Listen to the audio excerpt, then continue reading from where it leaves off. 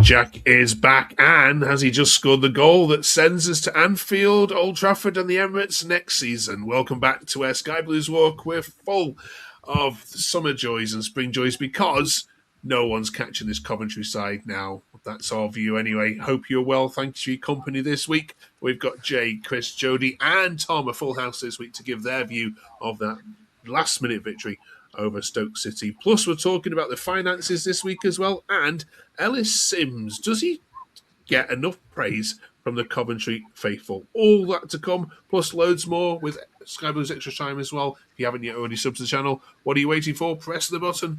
And let's get straight into it then, shall we? Let's start with you, Chris. I know you won't admit this publicly, but that goal against Stoke, that's the goal that now seals your Premier League, what we calling it? Yeah, assault.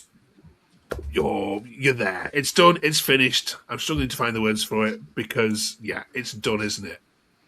No, not by any means. We're Cov. We're Cov fans. We're never going to admit it. We're never going to say that it's all done and dusted. We've been here before. We've been very, very close. Only a few seasons ago, Luton at Wembley. So it's not over till we're actually there, till the fat lady sings. But four wins on the bounce after that really concerning dip in form before. Shame we left it to the 94th minute. We should have had that game out of sight in the first half. I think anybody will agree to that. We had 7 efforts in the first half. We let Stoke back into it a little bit too much in the second half. But yeah, no, I wouldn't say we're there yet. We're probably over the sort of the most difficult patch of fixtures. But Millwall are looking incredible at the minute. If we slip up, Millwall, Middlesbrough are both, still incredibly good teams, still desperate to take top spot off us. So give it a few more weeks, and if we're still in this position, this many points ahead, then I'd be maybe about 10% more comfortable saying that we've done it. Okay. Can I get any of you to admit that 9 points ahead, you got half fixtures to go, all your home games are all winnable. No one's catchy with all these points. Jody, come on. It's done, isn't it? I feel way more confident than I did before the Middlesbrough game.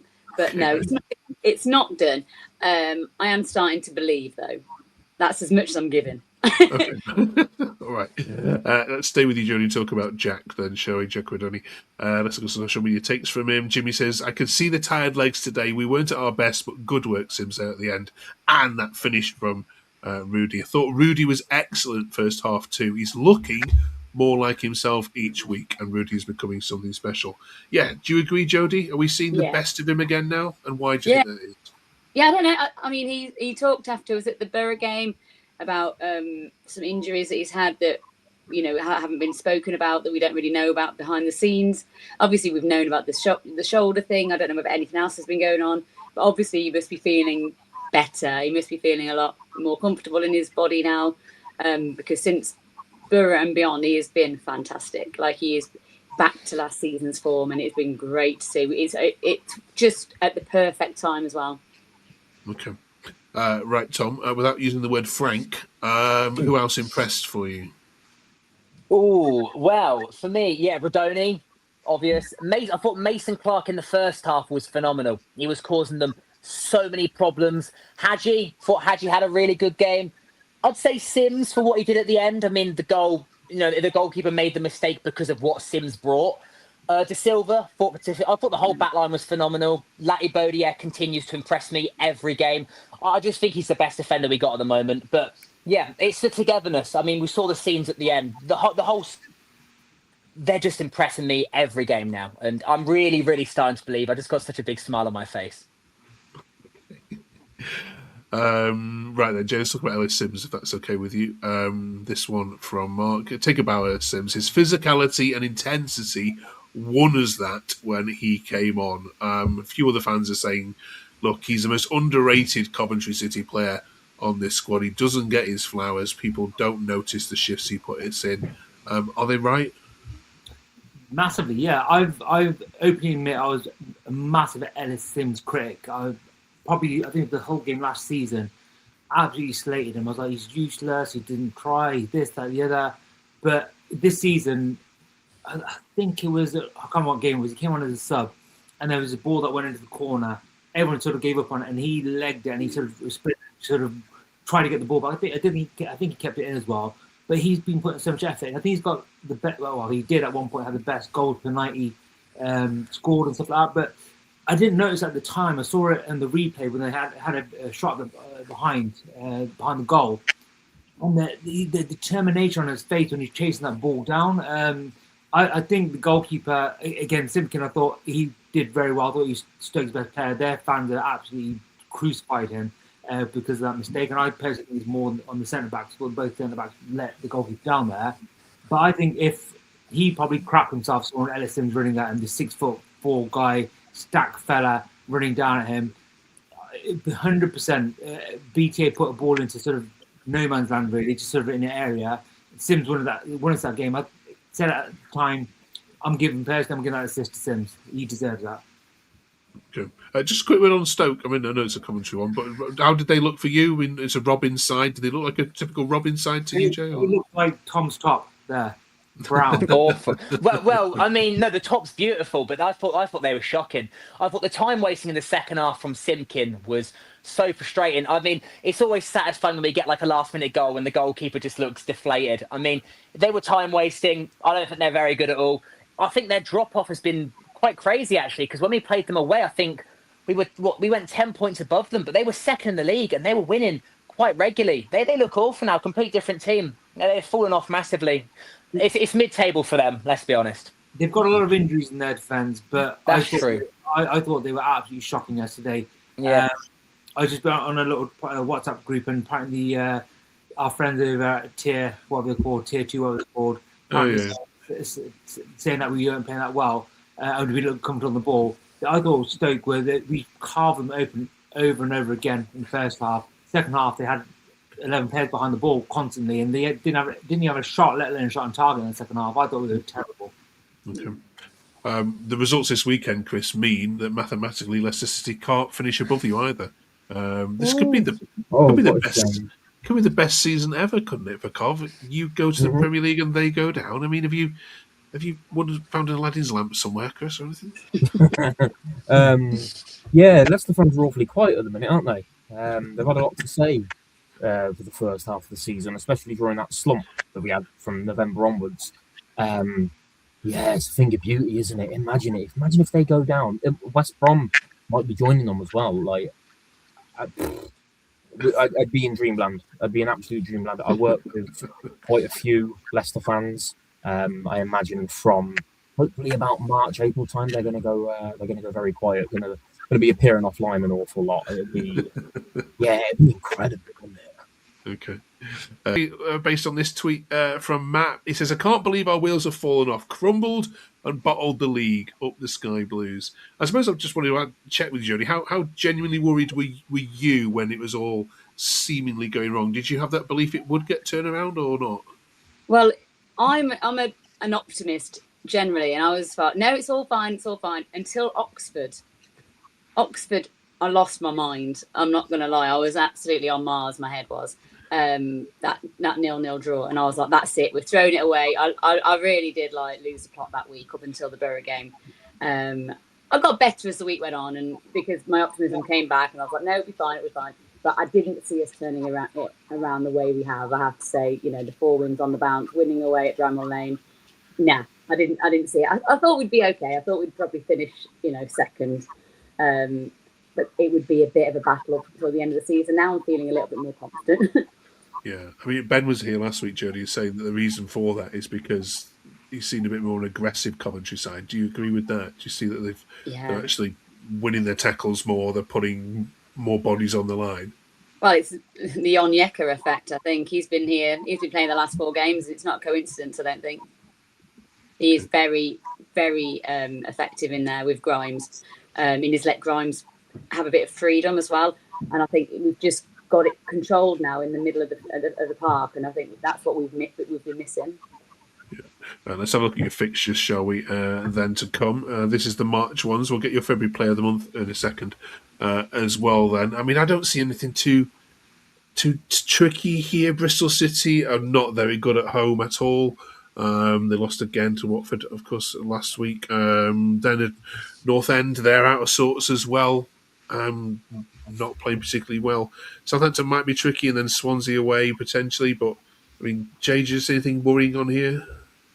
There's nothing worrying, but you also have to respect the opponents in front of you as well. Bristol City are very hit and miss. They'll draw, win, lose constantly. So you never know what sort of team's going to turn up there. Got a few injury problems, so I personally would like that game to go ahead on Saturday because they've got a cup game on Tuesday. So if they win that, they play the FA Cup, I believe, on Saturday. So our game will be rescheduled, and then we've got a sort of a 3-game week in that case. And yeah, they've got a few injuries at the back as well. So I really like that one to go ahead. Preston's Preston. Tom has nightmares about Preston constantly. I do. Saints, they're on really, really good form at the moment. Again, I'm always confident at CBS that will do well. So, again, that one, we should be coming out at least a point at CBS. And then the one that probably worries me the most, weirdly, is Swansea away because they've got a really, really good home record against with Victor Matos in charge as well. The away form's really, really bad. Home form's really, really good. We haven't got a fantastic record there. I don't believe in that sort of hoodoo stuff anyway, but it's more the fact that they look quite sharp under him at home. And you never know, Snoop Dogg might be there as well, so might give the fans a bit more as well. And there's narcotics might get into our system and make us a bit too relaxed. Cheers for that. We'll get your February Player of the Month nominations in a second. The other bit of news coming out this week, of course, or recently, has been the finances have been discussed. Kieran Maguire, who's been on a couple of the pods the last couple of weeks, basically putting out Coventry's not going to go through every single bit of data here, but Adrian says, from the ones that you published so far, our financial figures are quite good. The wage bill is under control, and more importantly, we seem to be the only club so far where the wages are not over 100% of revenue. We are going down and not up. Now, Championship finances have been under scrutiny, but a lot recently because of all obviously the clubs posting their results, and most clubs, Chris, Jody, and Tom, anyone can comment here, seem to be posting that their overall spend is over and above their wages being spent on. Wages is above what they're taking in, so every club's losing money hand over fist, which is not sustainable. It looks though as if Coventry have got a decent set of accounts. Do we need to give Doug a bit of credit here? 100% in my eyes. Yeah, I agree. I think he's done a phenomenal job. I'm a big fan of Doug King. I personally think he's done a fantastic job. Again, I would love it if we sort of spend millions and millions of pounds on players. And I personally have said it over and over again, we miss out on a lot of players just because of our wage structure. But then on the flip side, this is why I think sort of a lot of other teams hate us, is because we're doing everything the right way, in a proper way, in a sustainable way, where their clubs are sort of trying to splash the cash and do it the wrong way and not getting the success that we've got at the moment. So, yeah, I think a massive sort of hats off to Doug King, the way he's doing everything. There's a little bit of luck involved as well, with the fact that we sold Victor and Gus and got quite a bit of cash in, and also just the team, the way they're sort of performing. But you make your own luck in life. Okay, yeah, fair enough. Right, let us know your thoughts of that in the comments. Right then, Jody, who would you give your February Player of the Month award to now, given that we've got rid of February? It's a tough one, really. Latibodier has come in and done an incredible job. I think Jack Rudoni is obviously up there. Probably Hadji Wright got a hat trick. He scored 5 goals, actually, hasn't he? Jade Silver's been fantastic the last few games. I don't know. I'll go with Rudoni. Okay, Chris. God, it's hard to pick one, isn't it? Like Jody said, everybody, nobody's had a bad month really. On Yeka, I think there's no coincidence that since he's come in, we've turned things around massively. Same can be said for Rudoni. Like, as soon as Onyeka's come in, all of a sudden Rudoni's finding form again. I'm surprisingly going to give it to Hadji. I've been one of his biggest critics on social media. I was worried. I said it a couple of weeks ago. I was worried that he'd score that hat trick and then go missing for a few weeks, but he hasn't. He's played well. Yeah, I'll give it to Hadji. Okay, good. Any others, Jay, Tom? I'm going to go with, for me, Lati Bodia. I think he's come in. He's a calm, level-headed. I think he's really, really calmed the defence down as well, especially Bobby, because I love Bobby and Kitch, but it was a bit chaotic with them two at the back. Look at that QPR game and stuff, Norwich. So I think he's come in, really calmed things down. I think he's just a proper professional, and I think he's the best defender we got currently. It's got to be Lati Bodia for me. I think he's been phenomenal. Okay. And finally, Jay? Yeah, JD named half the team, which I think is pretty much correct. But I like, again, you've got Rudoni, all the sort of players. But I think Latibodia has come in. No one really sort of expected him to do as well as he's doing. He's made the back look. We're not giving up any chances. Obviously, that is partly to do with Frank Onyeka coming in as well. But he looks like a cool, calm, reassured person in the back next to Bobby Thomas. So I personally will give it to Lati. But again, there's probably about a handful of people you can give it to. Okay. Let us know your shout, of course, in the comments. We'll read some of these out next week. And thanks for all the comments you do on here. We do read them in our lunch breaks over the week. We massively appreciate it, the good and the bad of them. On to letter R this week for our A to Z. Before we get there, though, just a quick question on some R's. Referees. Tom, are there any good ones in this division? No. Okay. No, not one. Can't think of any. Actually, I remember once, a few years back, we had this. It was at the CBS. Can't remember what game it was. We had this female ref, and she was actually really good. And since then, they've all been awful. So yeah, shout out to that female ref. Amy. The name was Amy. Yeah, I think it might have been. This was years ago, yeah, like but she was really good. Yeah, she was really good. Yeah. I think she sent Huddersfield down on a dodgy decision at Ashton Gate. We're not Huddersfield. Any who's the worst? Any stick out has been? Take your pick from the bunch. Right, we've had the rub of the green the last few games, haven't we? They haven't been too bad for us, but right, okay. But inconsistent again. I think Right. Saturday's ref was okay. To be fair, I don't think He was okay. Yeah. All right, okay. Yeah, I think he's probably the best out of the bunch. That kind of Kitchen, I think his name is. Yeah, Okay. we've had him a few times. I think he's been all right, actually. All right. There are a couple then. Brilliant. Right then. Letter R then. Any suggestions here for our A to Z? Mark Robbins, Robbins. Yeah. It's got to be Has to Mark be, doesn't Robbins. it? Every Cov fan knows what he means to us, even though he's a Stoke manager. We all love him to bits. So I wish him the best. So it's Mark Robbins. He's stuck with us for so many years. We've got so many good memories with him. It's got to be Robbins. I can't think of anyone else. Yep. Yeah, no can argue with that. Any notable mentions? rough for being the best keeper that we've had in quite a few years. That's a great shout. Idea being what Robbins was meant to us, obviously. Yeah. Rudoni would probably be my third. Rudoni, yeah. Okay. Who've they missed from yesteryear, though? Let us know in the comments, as you always do. Right, I'm going to bid you a farewell. Thank you very much, you four. Good luck. Well, we've got to say good luck this weekend. You might have to put your feet up and do nothing. Bristol City beat Port Vale, of course, tomorrow night. So Tuesday night. We'll catch you back here 7 days' time to review how it has all gone. Here comes Jay with Where Sky Blues Extra Time. Thanks for watching. Try and keep this one a little bit shorter than normal. You drag on.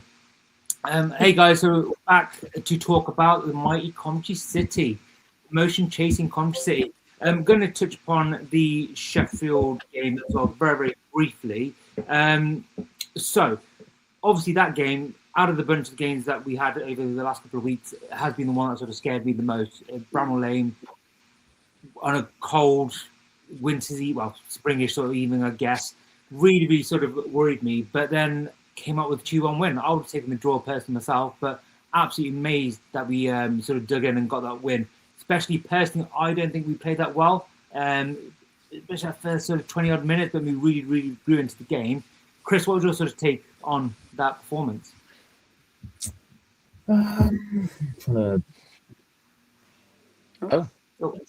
He's done a me. I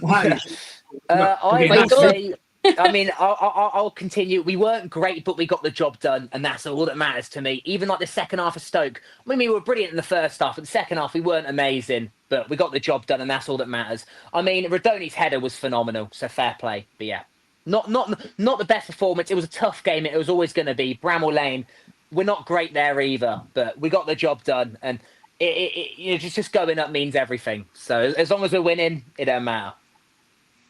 True. That's the end of this. All that sort of matters at the moment. But Jodie, I think you went up, didn't you? I saw on. Yeah. So how was the journey back? Hope it wasn't too bad. But what was the atmosphere like? What was the performance like looking from the stands in your eyes? The atmosphere was weird at first. It reminded me a bit of Norwich away, where we were really, really quiet. I felt like we were quite nervous. As soon as we got the second goal, it was different. It was like really, really fun in there. And then it was the celebrations at the end were amazing. It was just great to be part of it, to be fair, because I've been to Bramall Lane. That was my 9th visit. I have seen us win 3 times now there. So, but I've seen some heartbreak there. I've seen some bad times there. A lot of ACL injuries. It was nice to come out unscathed injury-wise, and it was just great to get that win, because I also feared that game the most out of all the ones coming up. And they're not bad. They're actually pretty good, and they were good first half, Sheffield United. I thought they played really well. So it was really good to turn that around as well. Go 1-0 down, and we're like, we're not having this, and turn it around to win the game, and then hold on as well. We defended really well after that, so I was really impressed. Yeah, I agree. I think the first sort of 20 minutes, again, like you, I was really impressed with their press actually. In the first 20 minutes, they're making this making a lot of mistakes, which are very uncharacteristic of us, especially with the midfield that we've got. They had some clear chances as well. So Gus put a wicked little ball crossing. Bamford, the player that we did not sign, that everyone sort of raised about, missed a sit out, I thought. But again, I thought we created quite a few chances as well in that first half. Hadji had one where he sort of bullied Bindon out of the way.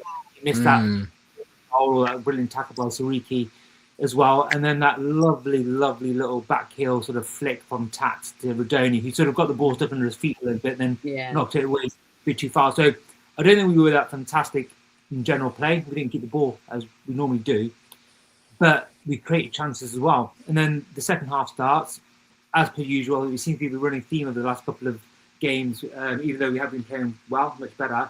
We concede very early on, which is a massive, massive shame. But again, I was a bit nervous, let's say, after that point. But then I just thought that we really, really grew into the game. Obviously, the 2 goals were fantastic, as Jodie mentioned.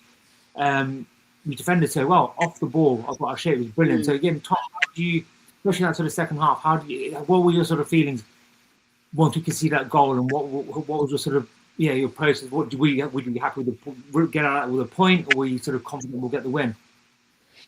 Yeah, well, going into the game, I was extremely nervous because I was like, I don't see us getting anything, because I just know our record there's not great, and they're actually a really good side. I mean, I think where they are in the table's not actually how good they are, because I think they're like, what, they 13th? They might be a bit lower than that, but they've got some really good players. So going 1-0 down, I wouldn't say I lost hope, because I know that this season we've been fighting back quite a lot, but I was like, it's not going to be easy. But then to go and get 2 goals pretty much straight after, I thought, well, this is it now. If we win this here, which we did, I was like, this is our season. And then you saw it on Saturday again. We did it again.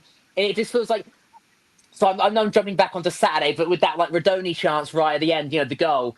And 9 times out of 10, that could roll out anywhere else. And the fact it goes in, it's these sort of games where you think it's just our year. And I'm seriously starting to believe it. And I know it's not mathematically done, and I don't want to get too ahead of myself, and it comes back to bite me, and I'll be crying in a few weeks, in a few months. But so far, I'm on cloud 9 at the moment with the club. And to go to Sheffield United and win, I mean, you saw Middlesbrough do it, and they were phenomenal. And they went top of the league, what was it, for a week? And I thought, I just don't know how we're going to bounce back. 4 games unbeaten now, 4 games winning. It's just phenomenal stuff. But yeah, what a win. Absolutely. Jodie, man of the match for that game. Obviously, we'll touch on Stoke more. But who's your man of the match for that particular game? I think Rudoni, that one, again. Yeah. He was really good. Actually, Mason Clark got the 2 assists, didn't he, as well? One of those 2. But it was great. It was a really good team performance again. Defended again really well. I think you didn't notice Onyeka and Grimes as much that game, but I think they just did the work that they needed to do in the middle. But yeah, Rudoni looked. That's where I think actually Rudoni first half wasn't as good, was he? I remember he kept making some of the wrong decisions. Second half he was much better. But who actually got the official man of the match? I don't even remember. I actually can't remember. It's funny because I'm getting the last two games mixed up in my head now because it feels like they've come so fast. I was like, who was man of the match? Yeah, it's weird when there's 2 games in a week. It's like trying to remember what happened. I'm still thinking about Stoke all the time, but they're still Sheffield United. I'm thinking, what actually happened in that game again? Except for the goals. But I would probably say Mason Clark for my man of the match, but it could be Rudoni as well. They were both really good. So both are very good. And I think one thing I don't know if many people noticed, that's the 4th obviously win in a row. Brilliant. But it's the 4th double we've got in a row as well. So we've got a double over Middlesbrough, double over West Brom, double over Sheffield, double over Stoke now as well, which is absolutely amazing. For the life of me, cannot remember that ever happening again. Ever happened in the past, sorry. But it's obviously a fantastic achievement to go there. And we've got Bristol next. Do we beat Bristol in the first game? Well, apparently the record is 6, and we're on 5 doubles. So we've got 7 chances to do doubles over other teams. So we should beat that record. Yeah, Bristol we beat 1-0, I think. Yeah, it was in December. I'm pretty sure that one. Yeah. But we'll sort of swiftly move on to Stoke and on Legends Day. Probably one of the biggest living legends in our club at the moment. Well, there were a lot of living legends, but one of the most sort of recent legends is Mark Robbins. Came back to return to his former club, which is always a little bit strange for me still to this day. The starting 11, again, the same. It was actually, no, so Essie came in. So were you expecting more changes? How did you... Again, I personally think Tats has been fantastic over the last couple of weeks. Probably not the change I would have made. I thought Mason Clark looked a bit tired towards the end of that Sheffield game. Were you happy with the starting 11? Were you sort of bit that Tats wasn't starting? And then what other changes would you have made, if any at all? Or would you have just gone with the same 11? Tom, start off with that. Yeah, I think we found our winning 11. I mean, I was quite surprised when I saw Tats on the bench. Well, I wouldn't say surprised. I think he needs a rest. He looked a bit knackered. I said about Mason Clark as well, but I was happy with the 11. I like Essay as well, so I wasn't complaining about it at all. But I mean, the defensive line as well, don't change it. I mean, Lati Bodier coming in's been phenomenal, as I keep saying. But yeah, I was happy with the 11. I was very confident going into the game. I thought, this is a game we've got to be winning at home. Stoke are mid-table side. And yeah, so I was happy with the 11 and just keep it. As long as there's no injuries or anything happen, just keep it the way it is, because it's a promotion side at the moment. So agree, Jody. Again, we spoke about this last week. Obviously, you weren't here, but we've got, obviously, as Tom mentioned, our starting 11 effectively now. Are you the sort of person that, if you were the manager of Coventry City, would you be looking at just keeping that starting 11 as long as possible throughout the next 10 games now? Or would you be looking at sort of tinkering a little bit here and there? And then also, would you, in this particular Stoke game, would you have taken Tats out and put SA in, or would you have made any of the changes yourself? I was surprised he made changes yesterday. I would personally, I'd keep the winning side until they look absolutely knackered. You can make the changes in game. You don't have to play someone for 80 minutes. You can take them off on 55, 60. And that's fine. You kept Tats on, started Tats yesterday and brought SA on with half an hour to go. That's kind of resting him then. I thought it was a weird one actually, but I think maybe we have to give SA some time. Maybe there's an obligation. I don't know. And don't get me wrong, I actually thought he did well first half. Second half, not so much. But I actually thought he looked good. He was less flicky and less showboaty, and he was like chasing balls and he was working hard. And he had a couple of shots that were blocked. So yeah, I mean, in hindsight, it wasn't a bad move, but I was surprised. I thought he'd start with the same 11, and I'd keep going with the same 11. Yeah, I personally would have gone with the same 11. Only change I potentially would have made was maybe Torben Onyeka, just because I thought we maybe had a bit more of the ball. But I'll talk about it a little bit later. I thought when Onyeka went off, I thought our flow, how we played, changed massively. But looking at the stats in that first half, I thought we absolutely battered Stoke. We were really good, and I'm amazed we weren't 2-3 up, let alone going in at 1-1. Just looking at the stats, for the first time in a couple of games, we actually had more possessions. We had 59% compared to 41. XG 1.48 compared to 0.21. 13 shots compared to 3. We had 6 shots on target compared to one big chance created. They had 0. 209 passes, 81% completion rate. They had 130, 75% pass completion rate. 4 corners compared to 1. I thought we created a lot of chances, and we created some good opportunities and made their defence look very, very shaky. And this is, I think, on paper, according to, I think they conceded the least goals in the Championship. I think, and I thought the goalkeeper played really well, especially that first time. Made quite a few saves. So how did you think we played that first half? And were you a bit annoyed going in at half-time 1-1, Jodie? Yeah, I was really annoyed. I thought I was really not annoyed with the players. I thought maybe it was a bit. They should have been more clinical for a start. We had so many good chances. I felt they were a bit casual at times.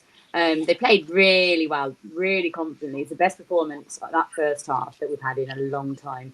In terms of like completely dominating. And I messaged my husband at half time and said, it's no exaggeration to say we should have been 3 or 4-0 up at half time, and it's somehow 1-1. I was just baffled more than anything. It was like, how has that happened? But I thought, oh, it'll be fine. We'll come out the same way second half, it'll be fine. Obviously, it didn't quite happen, which was a shame. It did not happen, unfortunately. So, again, Tom, again, if you were there, again, I thought we played absolutely brilliantly. We made Stoke look amateurish, I thought, at times. Arguably, I'd say probably maybe one of the worst teams I've seen at CBS this season. I thought we played through them like a knife through butter in that first half, especially. And I was a little bit gutted that we didn't sort of do the same in the second half as well. But how impressed were you with Coventry, especially in the last couple of games we gave away possession, gave up possession, I should say, quite a lot. How impressed were you in the first half with them? What more could they do? Yeah, like Jodie, I was frustrated going into half-time. I was really annoyed, but not like at the players, like Jodie said.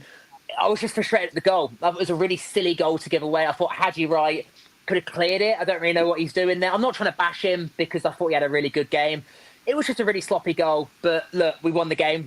But yeah, I was really impressed with the first half. It reminded me of us at the start of the season, when we were thrashing teams like 7-1. I know we didn't score 7 goals. It would have been nice. But we should have gone in at half-time 4-0 up because we had so many chances. But the free-flowing football, I thought we looked amazing. And we looked so confident as well. So it was just really frustrating at half-time to see it was 1-0. Like Jodie said, I turned to my girlfriend and I was like, no, it's just 1-0. I was like, we should be winning this 4-0. It was so frustrating. But then, like Jodie as well, I completely agree with everything she said because I thought we were going to come out in the second half and dominate. And it was very nervy. It felt like recent times where we were really like passing it back too much. Just go forward. But, we got the result. That's all that matters to me. But I was really impressed I was impressed at half-time, but also frustrated. It was a lot of mixed emotions in that half-time. But yeah. Agree with you guys. Again, I was same as you guys. I was more shocked than I wasn't annoyed. I was just like a bit shocked. But again, like Jodie said, I was super confident that we'll come out and score maybe 2-3 goals in the second half, which unfortunately was not the case. Game started the second half. I thought Stoke actually did quite well in the first 5-10 minutes of the. Again, didn't create nothing at all, but they just held the ball a lot better than what they did in the first half, especially. But then I thought we sort of started getting back into the game a little bit. Onyeka was getting stuck in a little bit. And then obviously he came off injured. Looked like a bit of a groin issue. He looked fine afterwards. But yeah, he came off and then Talk came on. How did you think he changed the dynamic of our play? Because I thought we started settling on the ball a little bit better as well, but it slowed down a little bit. So Jodie, how did you think that change affected our play and our style during the second half? Yeah, well, I think that Grimes went back to recent old Grimes, started going further deep, and he wasn't as, didn't have as much of an impact on the game. I don't think Talk was a great cameo. I don't think it was a great performance by him. I don't think it was awful, but it was just different. I think sometimes he can be more, he's not a luxury player at all, but, he's someone who's a bit more, I think you bring him on when you're winning, or you start him against someone. I feel like I'm doing him a disservice here because I really love Talk. I love him, but he's not getting stuck in, is he? He's not doing the dirty work, and I think that's what we needed. We needed someone to clean up and then to give Grimes a bit more freedom. So I just felt like there was that gap in midfield again where we didn't have that link up as much. And I don't, it might not even be Thorpe's fault necessarily. He's not the same profile as Onyeka, you know, he's different. But I just felt like he didn't have the impact I would have liked. I think I would have preferred Eccles coming on than Thorpe in that position, to be fair. I think you have hit the nail on the head. You read my Spot mind on. in every aspect there. I was going to say Grimes for me. He kept dropping back into that quarterback position. He's in centre backs again. The gap. I thought Thorpe did well. He's moving the ball around quite nicely and playing pretty football. But Thorpe is like any Scandinavian, a nice, calm, sort of influencing person. Where I think that in that game we didn't particularly need that. And I've said it before as well. If Onyeka is not, well, I said it the other day. If Onyeka is not fit to play against Bristol, again, it looks like that game maybe moved now. But if he's not fit to play against Bristol, I would bring in Eccles myself personally. I think he's been really, really good. Even in our bad period, I think him and Rutgers, as I've said over and over again, probably the only two players that really sort of come out with any little bit of credit in that period of time. But I think you hit the nail on the head, Jody. So, Tom, what would you do? Beat that, what Jody just said. I can't. I think she's absolutely spot on with everything she said. We looked so much better with Onyeka. When I saw him going off, I was really worried. And the thing is, I mean, people saying like, I mean, I do hope we play on the Saturday, but if it gets moved and we have like essentially 11 days like rest, I think that's probably a good thing, to be honest. I mean, if Onyeka's back, that'd be massive because I think we just look so much. There's no gaps in the midfield with him there. We just, as soon as he came off, we reverted back to that nervy type. You know, as I said earlier, going back a little bit and. Grimes, you know, it was just all samey. So, but I'd have brought Eccles on. I think Eccles has been phenomenal this season. I think the cameos he's made, even when he started, I remember Birmingham away.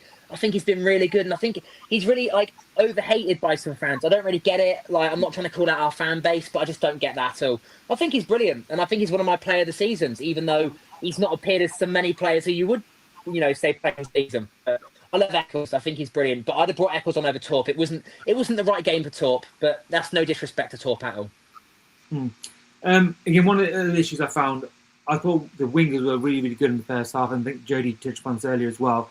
Essay and Mason Clark, I thought sort of the game sort of passing by quite a lot in the second half.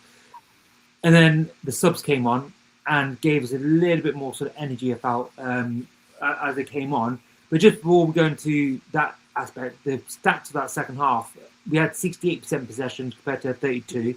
A lot of that was Stoke just sitting back, so we were playing little passes between ourselves, sort of Mark Robin-esque around sort of the back effectively. XG of 0.65 compared to their XG of 0. We had 7 shots on targets compared to their 0. We had 2 shots on targets compared to their 0. We had 1 big pass created compared to their 0, which tells you a lot about how they were playing, I feel. 289 passes compared to 78% success rate compared to their 108 at 68%. That, I think, sort of paint, again, stat to stat, you can create whatever you want out of them, in essence, but 0 XG, 0 shots, 0 shots on target, 0 big chances sort of says a lot, really. And sort of explains how I thought that he played, and they just had 11 players behind the ball. How did you think we did in that second half, and what would you want to see more of? And sort of, what was the sort of the key things that you'd want us to do in that second half with players just sitting back, Tom? Take more risks, to be honest, because it was a really frustrating half for me. I mean, they were just sitting back and the time wasting as well, especially from the goalkeeper towards the end. I remember like at one point, Sakamoto put the ball down for him and he went back behind the goal to grab a different ball. And then he got yellowed for it, but it was just clear time wasting and it was so frustrating. The Stoke fans were, you know, top of the league, having a laugh, all this sort of stuff. You know, I hate that chant because it proper rattles me, that one does. But just take more risks, just go forward more. I mean, I saw Bobby Thomas getting forward quite a lot. And that is what I like. That's what Bobby gives you from defence. That's what I like about him. But, you know, in the end, we got the result. But, you know, people might have said a bit of a messy goal, but I thought it was beautiful when the ball rolled in. And limbs in the CVS were phenomenal as well. Like, we've seen quite a lot of it this season, limbs, but that's up there as one of the best. If not, it might be, unless we obviously get promoted, that's probably the best we might see this season. I thought it was really good. But it was a frustrating second half, but to come out with the win, you know, just look back on it and just be like, yeah, well, we got the job done, but it was frustrating. You know, they're just a time-wasting team. You know, they were playing for a draw. It was that the stats show it. It's so obvious. Yeah, great. And I do sympathise with them a little bit as well because they've had a lot of injuries. I think they've got 10 players out injured. Again, not all first team players. But again, like their striker, for example, hasn't really done much on loan from Man City. Again, they're sort of fringe sort of players, but yeah, their defence sort of they're right. I really like their right back. It's got a long surname. Good player, but I think for me again, the subs didn't make a huge impact in the game, but I thought they gave a good bit of energy up, and then obviously the two subs, especially at the end in the 94th minute, made a big impact. But with the subs that we made, I thought personally they were very, very like for like again, as Frank likes to talk. And it was a bit frustrating for me because I thought we were just again do the same thing over and over again, and sort of expecting different results. Obviously, in hindsight, it worked out. But Jodie, when you saw the subs, what was your sort of thinking with those one-off sort of options you had? Yeah, I was gonna mention this. I was a bit frustrated. I felt like it was Oxford all over again, where we just made like subs. We couldn't break them down. We were not trying anything new. And I was like, why not bring Simms on as well? Why not do, go 4-4-2 or whatever? No, it's not really what we play, but just try something else, try something different. Or, even leave Hadji on the left, bring Simms on, anything, just try it. Obviously, it didn't matter in the end because we ended up winning. But I think that papers over the cracks a little bit. I think when we play teams like that with a low block, I think we need to be braver and we need to change things up a little bit. And I remember being that frustrated against Oxford, going, "Why don't we try something else? Why?" Because they're never going to score. They're not interested. And Stoke were not going to score that second half. I don't think, absolutely not. So I think we could have tried something else. Again, like I said, it doesn't really matter because we ended up winning the game. But in future, if we play a team like that again, which we have got a couple of, we've got Portsmouth to come. I don't know how they'll play, fighting for their lives. Sheffield Wednesday. I mean, you'd hope that you wouldn't need to worry about them. But there are some teams that we're going to be playing that might play a bit more defensively, and we need to learn how to break them down better. And we've always had that issue, I think. We've always had an issue with teams who play like that. But, we need to just, be braver. Yeah, I think you're both spot on there. Again, teams will come to the CBS especially and play like that against us because the record is absolutely ridiculous at the CBS this season. I'm just going to quickly grab this. So we played 17, won 13, drawn 3, lost 1, which is absolutely madness. Like, to be a Coventry City fan and watch that when you're at home is phenomenal. So hats off to Frank and the team for that in that case as well. But like you guys have said, and Tom sort of mentioned as well, we've got potentially may have 11 days off if that Bristol game gets called off. That is a lot of time for players. Always sort of moan that they don't really get time to train properly. They obviously they do the fitness side of things, but they don't get their sort of feet on the pitch, on the training pitch, and sort of go through this tactical thing, which apparently they did quite a lot just for the Borough game, which worked out quite well, and that's why they looked sort of good off the ball and stuff. So maybe sort of looking at the next aspect of breaking down those low blocks and those sort of the plan B and all that sort of stuff. So that is spot on. But then we come in to the 90th minute. I was rushing out of the house to take my daughter to ballet, but I had the thing on my phone watching it, and then all of a sudden as I stepped in the car, I was absolutely going crazy. My daughters were looking at me like, "What's this madman doing on the streets, cheering and ranting away?" I didn't notice at the time, as I said earlier, but Ellis Simms on that goal was that view from the back behind Timken. Their fans are absolutely going in on the poor guy. He's only like 21, 22 years old. But seeing Ellis Simms, a 6'4", I think he is, free player, running like a madman, just running down at you, would scare the living like that, so, and anybody. But I thought the ball by ETA was quite smart as well. It was just played it over the top into an area, not sort of too deep, not too sort of in front of the centre backs as well. But yeah, that goal. What was it like in the stadium? I wasn't there, unfortunately. But yeah, what was it like in the stadium, Tom? How did it feel? And then looking back at the replays of that, what do you think was the good aspects of that particular goal? It felt like it took all day to roll in, to be honest. It was just like slow motion just rolling in. But when it went in, it just like erupted, absolutely erupted. It was, I mean, everyone, because I'm quite near the front, everyone from behind me was running down. Okay, it was like right in front of me. It was when they were celebrating. Rudoni did his celebration. That was directly in front of me. And everyone was running down the stairs. Everyone was hugging each other. It was amazing. It was such a beautiful moment. And I really thought we deserved it after all the time wasting they'd done. And I have to shout out, pardon me, sorry, it's Ellis Simms. I thought he was brilliant. I mean, as you said, Jay, any goalkeeper seeing him running towards you, you are going to panic because he's a massive lad. But he does everything right. Rudoni finds it's a bit of a deflection. Who cares? It rolls in. CBS erupts. Then all the chants about going up, coming out from everyone. It was such a good day, and the sun was shining. It had everything. It was brilliant. But yeah, hopefully more memories to come at the CBS this season. We can only hope, but. It was just, the limbs were just exceptional.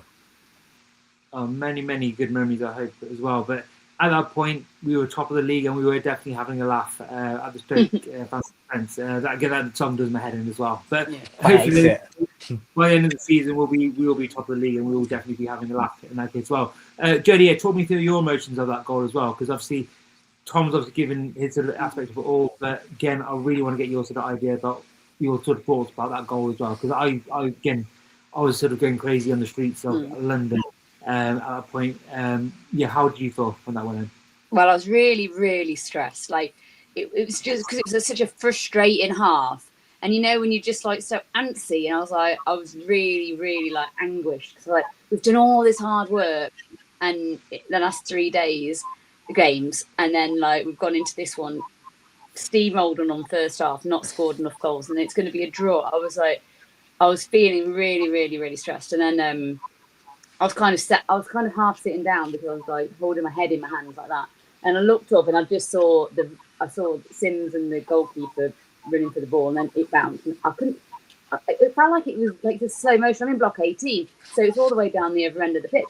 So the ball went, and I was like, "Where's that going? Where's that going?" And it felt like I'd said that in my head about 8 times before it even went into the goal.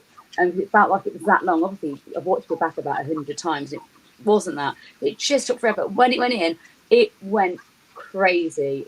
It went wild. Everyone was going insane. Everyone was so happy, screaming, jumping, hugging each other. It was, and I said to my friend the day before, what we haven't had this season is a stoppage time winner this season. We haven't had one. And I said, I really want one because they're the best. It's the best feeling in the world. And I said that on Friday. And to get when he messaged me, he was like, "Oh, you got what you wanted." I think I would have rather have just won the game 3-0. But, it was unbelievable. It felt like, that's it. We've done it. We are there. We've done it now. I know we haven't. We've got loads of time to go. And as the day's gone on, I'm like, no, don't get cocky. But it really felt like that's what I believe now that we can do this. And that was that moment. It was amazing. It had the Jamie Patterson vibes for me from last season, the Portsmouth game. The Jamie Patterson vibes, it had that about it. It was brilliant. It was, yeah. Just about to say, I remember last season, that was the moment I thought, we're definitely 100% getting playoffs this season. That was the moment. And even though I've been super confident, probably stupidly confident that we're going to get promoted this season, maybe not the title, but promoted.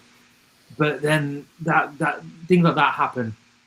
It's absolutely phenomenal. Again, it seemed like an age when it's going in. And when Gibson got a little touch on it, I thought I was going to sort of hit the post and go wide or something. But luckily, for our sake, it sort of trickled into the back of the net. And then the celebrations from the players and these lovely little shots that they've got tapped and Billy Matt Grimes and even Ellis Simms was really smiling, which is a rarity as well. But again, to sort of touch upon that, the way that we won that game, I think, is again, like Jay said, I would love to win that game. We deserve to win that game 3-4-0. But to win the game that we won that game, because you imagine an Ipswich fan, you imagine a Millwall fan, a Borough fan, having their phones at 90 minutes, or Coventry dropping points, they would have got a little bit of excited buzz out of that. Obviously, appreciate Ipswich fans will always say, we're just looking at Borough now and Millwall looking at Borough. Everyone would have got a little bit excited about that. And then when they saw that we scored in the 94th minute, there would have been maybe 1 or 2% that were a little bit good and sort of deflation out of them. And the players will be the same as well. They're going to feel like, they've won again. And like everyone's saying, that it's written in the stars that we're going to go up. Again, not done when it's done, but I think that's sort of given the other teams maybe that 1 or 2%, a little bit doubt in their head. Also, for Coventry City, winning a game like that, you saw the players and Frank Lampard giving it to the Stoke players and all that sort of passion, the sort of the belief that they've got now, that little bit more. Then it's taken off maybe 1-2% off the other teams, but it's given us 10-15% extra. We can believe, and I think as painful and frustrating and as annoying, again, Jody hit the nail on the head. It was teeing up exactly like Oxford, that annoying, painful half of football, and then had that celebration and jubilation. I thought was absolutely phenomenal, and it is that Jamie Patterson moment, I feel, where a lot of people are. Again, I saw Jodie sort of tweet about that she believes now. Again, I just think that it's given a lot of people a lot of belief after a very sort of down time, after the sort of the pre-Borough games as well. So I think that's been absolutely phenomenal way to win the game. And then we're coming into March now as well. A lot of teams around us are playing each other, which is great in sort of March and April. So if we're sort of there or thereabouts by the end of the March, only 4 games away, then I think it's sort of the writing's on the wall. Then I think we can sort of say it out loud. We're all saying it in our heads, but we can say it out loud at that point. So after that little, not a rant, but a little sort of tangent there, man of the match. Who was your player? Who was your man of the match? Tom, will go to you first. Who do you think was the player of the match in that game? Rudoni. I thought he was phenomenal, and he scored the winner as well. So, but yeah, he had a great game. He's just really looks back to his best now. I don't know, like it's since Borough, he's just been phenomenal. I don't know what's changed for him, but he just looks amazing. So yeah, it's got to be Rudoni for me again. He just every game I'm just getting more and more impressed, and he just feels back at his best. And I'm just so happy for him. So yeah, definitely Rudoni. Jodie? Rudoni or Jay De Silva. I thought Jay De Silva had an amazing game yesterday. And that assist. That was unreal, that assist. He made it look easy. But he was great all game. And he was great getting forward, actually. I think he created 3 chances, 3 good chances on the stats. So he was obviously, I think the last few games we've been told to stay back in Milan, stop venturing forward. But I think against Stoke, they were like, go on then, have a go again. But he was really, really good. I was really impressed with him. I was going to say Jay myself as well. Again, I thought Jay was really, really good, especially that first half. But if you look at Jay's heat map, it's literally the whole left side of the pitch is just red, just completely red. So he was up and down that pitch, and I thought he'd been brilliant. Again, after his red card against Southampton in December, I thought he's been off it a little bit, but the last couple of games he's definitely gone back to type as well. And okay, but yeah, I thought Rudoni, especially in the first half, was really, really good. Like a lot of players. Mason Clark as well. I thought it was really, really good first half, but it was definitely a game of 2 halves, I thought. I thought Jay was sort of consistently good for the whole sort of game. Last Bodie, I thought was good as well. In the game, Thomas as well. It was a lot of sevens across the board, but I thought Jay was just slightly ahead of everyone, in my opinion, as well. So, coming up to the next of the fixtures, I always like to work in blocks of 5, but I'm going to do this in block of 4 now because that block of 4 is March madness for us. So at the moment we've got Bristol City, our next game away from home. We've got Preston at home, Southampton at home, Swansea away. Out of those 4 games, which ones worry you, if any at all? Which is the game that sort of makes you think, okay, could be tricky? The away games are always, we're better at home than we are away. Swansea are good at home, and they're rubbish away.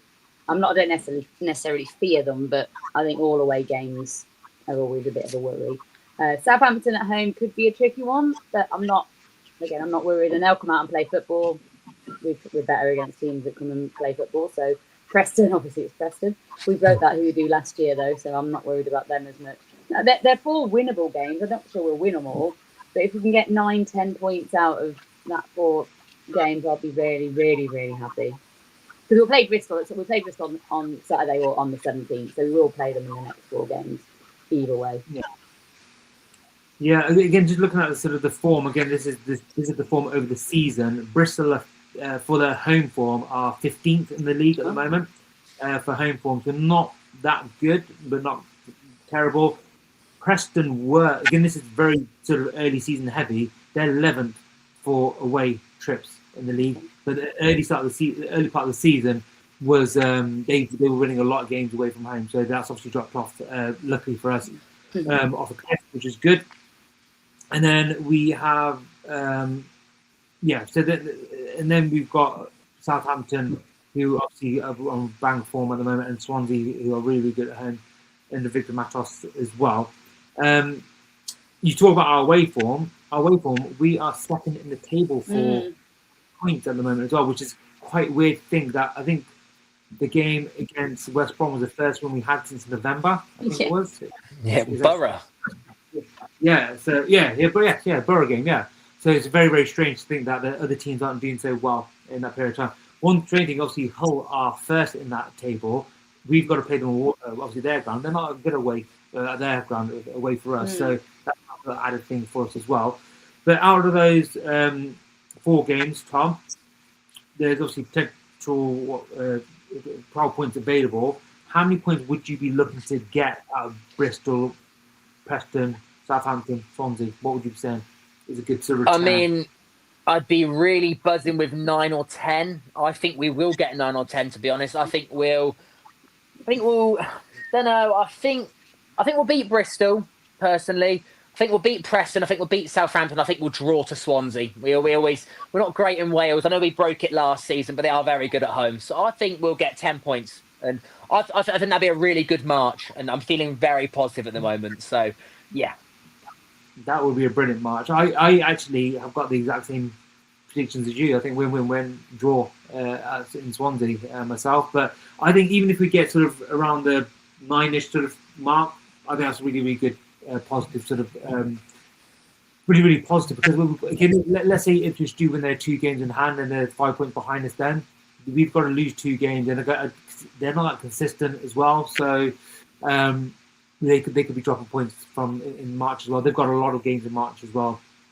Also, and I mentioned earlier, a lot of the teams have got to play each other around us as well, which is absolutely for us. So there's definitely going to be drop points around there. You look at Monday. When this goes out, Borough will be playing Birmingham, and then the day after you've got Ipswich versus Hull. So then it's going to be very, very interesting, because you've got Borough, who've got a good home record, a good away record, and Birmingham have got a good home record. I think they've lost once in the last year. I think it is at home. That's going to be a really, really good, interesting game. But yeah, Borough they do tend to travel well. But the one that's sort of going to blow my mind completely is Ipswich versus Hull. Ipswich have got the second best record, home record in the league. Do you know who the first is? Hull. Coventry. Away. Oh, I thought you meant away. Sorry. Yeah. Of course we have. Ipswich got the best home record. Hull have got the best away record. So that's really interesting. I was having a look at this earlier. Just give me 1 second. So the form tables at home for Ipswich are, so they have 1-1-1, drawn 1. Yeah, so they've 1-1-1, drawn 1. Hull away from home. Have a guess what their record is away from home in the last 5. Win. Are they 1 or 5? Win. Wow. There you go. So yeah. Come on, Hull then, because I want Ipswich to lose. I don't want a draw. I'm worried about Ipswich. Yeah, a draw would be great, actually. Yeah, but basically out of Ipswich's last 5 home games, they've won all of them bar 1. They've drawn 1, and Hull they've won all 5. So it'll be a smart person to win that bet. That'd be a really, really tricky thing to see. So those 2 games for the neutral are very, very good, because Birmingham against Borough, I don't really care who wins. I hope they both lose in a sense. Even though I'd rather Birmingham win if I had to choose someone, though. I have to choose Birmingham just so Borough drop points. True. And then the other one, like JT, I hope it's a draw myself personally. But again, if they could both lose, that'd be ideal in that case as well. And then, do you know who Hull's next game is against on Saturday? I don't know. Millwall. So been chatting to a couple of Hull fans on X today. They've got a make or break week, I feel, for them. And then I think after that they play Wrexham as well. So they've got a really, really game. It could be a playoff mix. Could be. Yeah, good shot, actually. Yeah, so that's what I mean. All these teams around us are playing, so we've just got to play Hull away for us. Their home record is not good. It's like a mid. Again, I'll just chat among yourselves, and I'll find out very, very quickly for you. Don't want to keep everyone too Borough long. have to play Ipswich as well. That'd be a massive Yeah. game week when that happens. That'd be massive. It's away from home as well. Yeah. So for them, so Hull are in the league 10th for their home fixture. wow. So they played 18, won 9, drawn 3, lost 6, with a 0 goal difference. Scored 28, conceded 28 as well. So that's just very, very good for us, and that's the only sort of team that we've got to play. But I have given Sky Blue Fans TV a little sort of summary of everyone's sort of team that we've got to play and where they are in the form table. Ours, I think, is actually probably the most tricky in comparison to most. But we've got to play FC Wrexham and Watford the last 2 games of the season. So we've got some tricky games, but yeah, a lot of teams around us are playing each other. So it's definitely going to drop points there. So if we pick up 9 points in March, I think that's absolutely phenomenal. And then if we're top of the table by March, I think it's sort of almost a given at that point as well. But yeah, that's pretty much everything sort of wrapped up from my side of things. Anything you guys want to sort of talk about? Anything you guys want to mention? Any shout outs? Any players that you want to sort of big up? Any players that you want to sort of criticise in this period of time? Anything you want to say to Frank Lampard? I know he watches this programme religiously. Anything you guys want to sort of mention at all?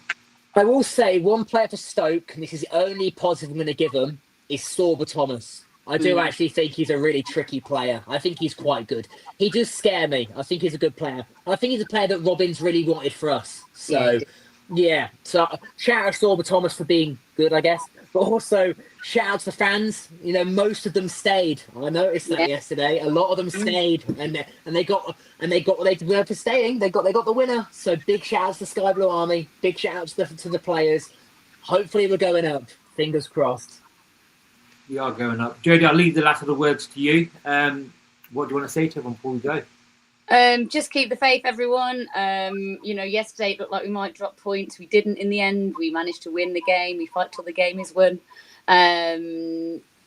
Yeah, just keep going. Let's keep making that CBS a fortress. Make it noisy. Again, it went a bit quiet second half yesterday, but once we scored, it was a proper cauldron. So let's just keep getting behind the boys, no matter what, because they're really special.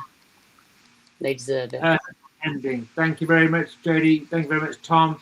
Play up Sky Blues, and we will see you hopefully next week after the Bristol game.